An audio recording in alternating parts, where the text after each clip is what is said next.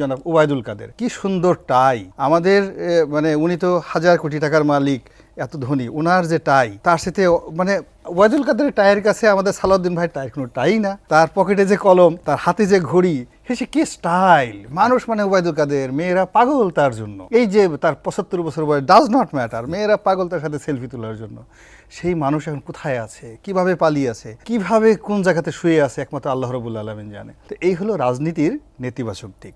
আমরা যখন লাশ কবরে রাখি তখন একটা দোয়া পড়ি, মিনহা খালাকনাকুম অফি মিনহা নুইদুকুম অ মিনহা নুখরিজুকুম তারাতান উখরা। অর্থাৎ হে মানুষ, তোমাকে এই মাটি থেকে তৈরি করা হয়েছে, এই মাটির মধ্যে আজকে তোমাকে দাফন করা হইল, আর একদিন এই মাটি থেকে তোমাকে উত্থিত করা হবে। আফসোস যে এই দোয়া পড়ে আমরা রাখি, কিন্তু আমরা একবার জিনিসটা স্মরণ করি না।